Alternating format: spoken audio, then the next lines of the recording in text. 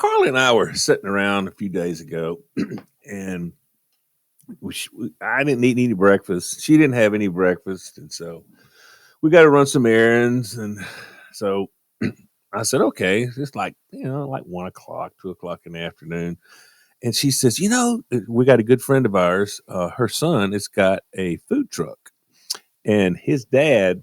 I know his dad. They're friends, and he is a tremendous barbecuer and smoker. I mean, he's given me a lot of tips and stuff on cooking and whatever. And so his son, I knew he'd been cooking some and going to some restaurants and taking the food, and they were sort of showcasing him or whatever. So he got a food truck.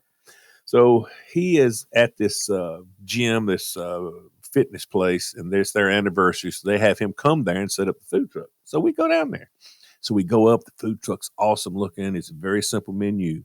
He has brisket, he has chopped barbecue, and he has ribs. He has coleslaw, baked beans, and banana pudding. That's all he's got. And so he's got a combo plate. And so I get ribs and beef brisket, double coleslaw. I can't trust anybody's baked beans but mine. So Carla goes, I'm glad to see you had a vegetable, though, because since you're having yes. ribs and brisket, I'm glad that we got a little bit of roughage in there, too, because it's so important to eat vegetables as well as well. And listen. I told him, I said, listen, hold the bread and I'll have a canned Diet Coke. So I'm watching myself. So not really. So Carla orders just chopped barbecue, and she gets coleslaw and banana pudding. Always a great vegetable, banana pudding. And so we go back, and there's really nowhere. It's not set up to eat there, whatever. But we know that, so we go back. We get in the car, and so we get our food out, and so Carla starts eating. And she looks over and she goes, "Man, those ribs, they look really, really good." And I had just taken a bite of them, and I said, "Oh yeah," I said, "They really are." And she goes, Can I have a bite? I said, "Yeah, no problem." So I tear her off a little bite and give it to her. And she goes, "Oh my gosh, that's really good." And so I'm going along. And so I get to the brisket, and she goes, "Boy, that brisket looks really good. Can I have a taste?" And I said, "Yeah, absolutely." So I give her a little bit. And so from this point on, next thing I know, she goes, "Have you got any of those? How many ribs have you got left? Can I have a rib?" Oh, why did they do this to us? I said, we're standing there. They had a combo. They had two different combo plates. You could get 3 meats or you could get 2 meats. I said, "You get one thing." And she goes, "Well, this is really good." I said, "Yeah, but you're not eating it. You're over here you're in my plate. Get back in your plate." She said, "Well, you've got like 3 ribs." I said, "You know why I've got 3 ribs? Because I ordered 3 ribs. I said, give me ribs, and I got ribs. And I said, give me brisket, and I got brisket." I said, "You said, give you chopped barbecue. That's what you got." She goes, "I know, but..." So here we are. So from this point on, whatever plate I order, I don't care what she wants, I'm ordering the exact same plate that I order. Because otherwise, I'm not going to get to eat my plate. I mean, it's nuts. I hear you. I totally guy, hear you. I'm here to tell you. I'm really funky about eating barbecue. I really am, because I cook a ton of barbecue. This was unbelievable. When I picked the first rib up by the bone, all the meat slid right off. And it was lightly seasoned. It was unbelievable. I'm tracking him now. I'm a stalker now. I'm on his Facebook page. Wherever he's at, I'm there. Oh my God. You should maybe I'm not taking Carla. think about... Not taking Carla. Going by myself. You should, Lamar, you should think about doing an OnlyFans where you do food porn. And instead of like doing like adult content, you just pick the menu and then you just talk about it. Talk about the meat falling off the bone. I think you should take your shirt off, though. Take your shirt off while you do it. No. I need them to keep their appetite. I'm not doing that. Leave us a talk back with the free Bob and Sheri app. Hey, Bob and Sheri and everybody else. I'm kind of a newbie to the Bob and Sheri show, but I sure enjoy getting my days going with you guys every morning. You were talking about camping with cats, and it reminded me of a story. Went camping I have 4 boys. They're all grown and married now, but when they were small, we would go camping with them, and we were living in Washington State, and to get to this place we were getting on a ferry and going to, I think it was Orcas Island, and we had our van packed with the kids and everything else, but that wasn't enough. We had to haul a little trailer, and it was covered with a tarp, and we get to the ferry dock, and we had to get in line waiting for the next ferry. And my husband at the time, he goes back and he's getting snacks or something for the kids. And he's like, Cindy, can you come look at this? I think we got a problem. Our cat had stowed away in the trailer. And I was like, oh no, what do we do? So I said, if we get home with this cat, it's going to be a miracle. And we did have a miracle. We didn't have a leash or anything for the cat. We had an extension cord. We used that to tie the cat up so it wouldn't run off. But anyway, somehow we made it home with the cat. The boys were thrilled that their pet was along with us, but it was an interesting time. But anyway, thanks for listening. Bye-bye. Oh, there's the so cat much. wanted to be with everybody. Yeah. There's so much I love about this story. I love that, for the cat, I want you to think about it. The cat had gone up onto the trailer under the tarp and then had been rocketed down the highway at speed, probably freaked out of its mind. Then it's on a boat. Then it's tied up with an extension cord like a serial killer's victim and camping. That cat, the stories that cat had to tell at the end of that trip. Yeah. If it was one of those cats that's always pissed off, you can understand why after that torture session. I forgot the younger about cats it. Being in the trailer, up under the tarp. That must have on been the trailer. So freaky. Yeah. Hauling down the highway, the noise, the vibration. So the other thing I loved about that was the way that she said it was so polite and tasteful. The way she said, my husband at that time. That was a very tasteful very sophisticated way to refer to an ex. My husband at the time. Wow. I'm that guy. You've been someone's husband at that time. At so the has Lamar. time. Yeah. Yeah. And by the way, it was an awful time. It was. You hear that expression? It was the best of times. It was the worst of times. This one was the worst of times. My husband at the worst of times. At the time. Yeah. What would you, let's say you're camping. And by the way, doesn't that sound like paradise? Camping on one of the islands in the Puget Sound? Wow. But let's say you're also camping at that campground. This would be a question for you, Lamar, because Bob, the only way Bob's at that campground is if he also was transported under a tarp and then tied up with an extension cord. True.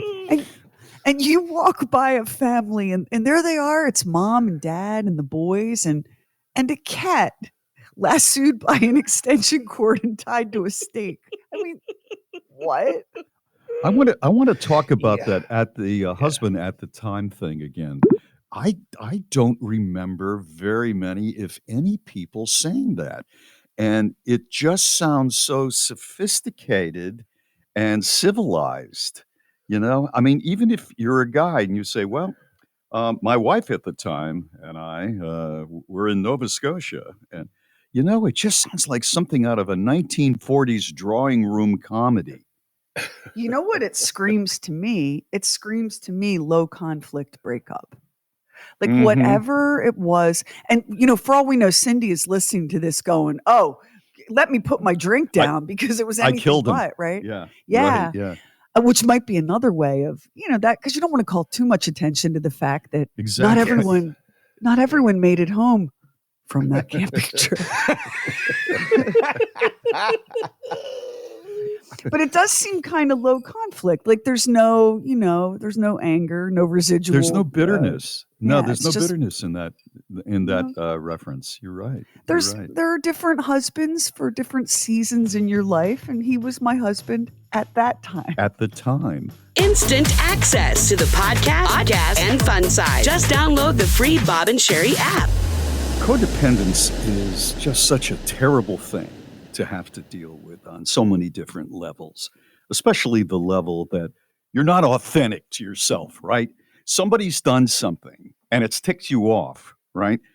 But you don't want to cause any waves because, you're a peaceful person. So you suck it up. You should be just pissed off and get it out because that's just part of living. But no, you're codependent. So you just suck it up so everything is smooth. So here's what I'm dealing with right now. I am a very hard size to fit for clothing. If I find a shirt that is just the right size, collar-wise, or if it's a t-shirt, it hits my hips just the right place, it's very unusual. And sometimes I'll buy 2 of them, right? And if there's a pair of pants, I'm not tall. And, I don't have a big waist. And so those 2 things, it's difficult to find the right jeans sometimes. So when I do, it's really great. So we have Hampton and his girlfriend living with us. They're working as servers this summer. And it's been great. They're both very polite and, they make their own dinner. And sometimes they invite me to have dinner if Mary's away and with her friends or whatever.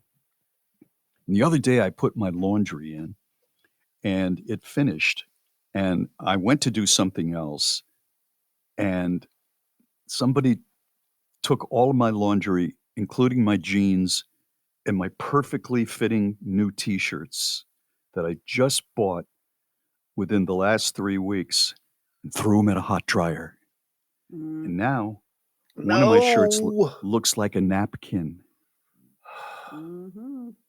And that one of those 2 jeans are fairly new and they don't fit anymore. And there's about $250 of fairly new clothing that I either have to deal with by sucking in my gut every time I wear it, or I have to give it away, or maybe wash my car. You can fix it. You can fix it. How am I going to fix it? How's that? How am I going to fix that? All right, you put it back in the washing machine. And then after the cycle runs, you get it out and either you put it on or you find something to stretch the shirt over. And if you'll put your jeans on and suck it in, button them up and squat and do some stuff, move around and whatever, while they're you can wet, get it back. While they're You're wet, telling Bob to put on his 2 small wet pants and do some stretches. Throw them away, Bob. Buy some more. I'm sorry. I forgot. Is there any way we could get video of this process? I'm so sorry, Bob. Man, I forgot who I was talking to. Have you done that? Have you done that for the sake of the audience? Yes. Yes. And that's and that worked with the t-shirts. All my shirts I hang up wet. I don't put them in the dryer. And Carla does the same thing, but every once in a while, maybe I'll forget or she'll forget or it'll just mess up. Then I'll get the shirt and I'll put it on and stretch it out a little bit or whatever. Or if I don't want to do that, I'll put it over the back of a chair or something, just, to get the fabric pulled back out and let it dry. And you're right back in business. I'm going to try that. And then I'm going to call you. And I'm either going to thank you or I'm going to have another reaction. You're my friend. So. No, I'm telling you. That's, yeah. Really? Yeah, because I have a favorite T-shirt and he gets put in the dryer. I'm not getting rid of that. No. I will fight to save it. Yes, I will fight to save it. So I'm supposed to put on wet pants. And stretch and bounce and do squats and stuff. Just do deep knee bends. Knee bends in wet pants. In wet pants. Yeah, that sounds like the Bobster. Okay, I'm just saying. Leave us a talk back with the free Bob and Sheri app. Good morning, Bob and Sheri. My name is Brandy, and today is our 28th anniversary. I started listening to you the day after Carrie Strug broke her ankles during the 1996 Atlanta Olympics. My local DJ said very unflattering things about her the next morning, and I switched the radio channel, and I discovered Rap Friday. Love you guys.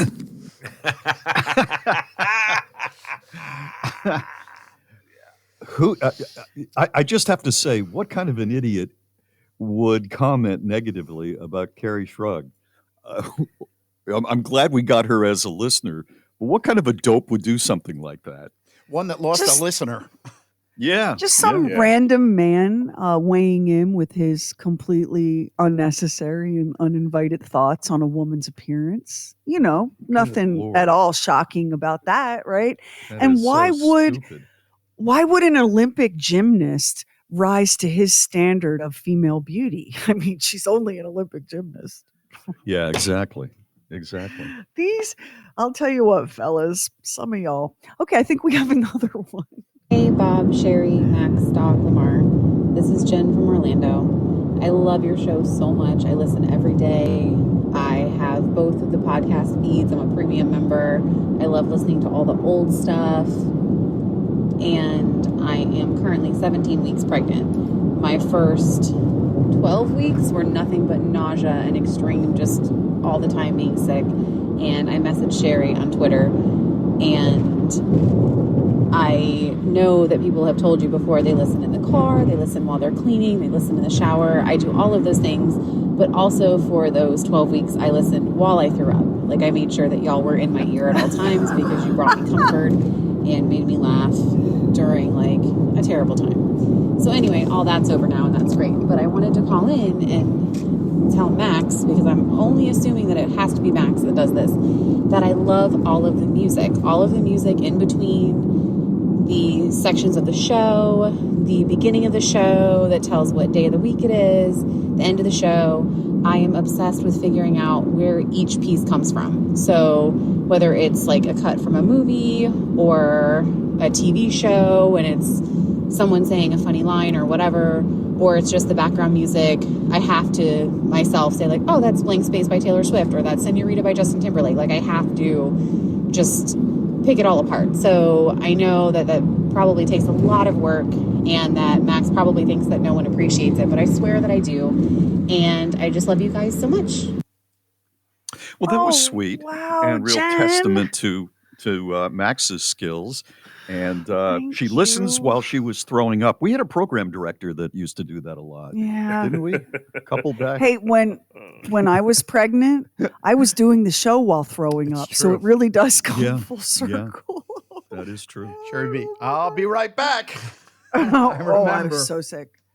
Oh my God. I was so sick. And it wasn't morning sickness. It was 24/7 sickness for almost a whole 9 months. It was something. But you know what? It was all worth it because I gave birth to the person who knows everything. And you're welcome, humanity. I was glad to make that sacrifice. Yes. At what age do you think a kid believes that they know everything? I mean, in the back of their heads, they know that they're lying to themselves, but they're starting to, become an adult person, slowly. And they look around and they say, I don't like that at all. I don't know why they're doing that. I think for boys, it starts at 15 and peaks at 17. I think it started around here at 15 and it hasn't peaked yet. I'll let you know when it peaks. And I'm at the point, like, because I didn't have that traditional mother-daughter upbringing, like, I was never going to fight with my grandmother who was literally sacrificing everything for me. And also, just, like, she just wasn't anybody you would fight with.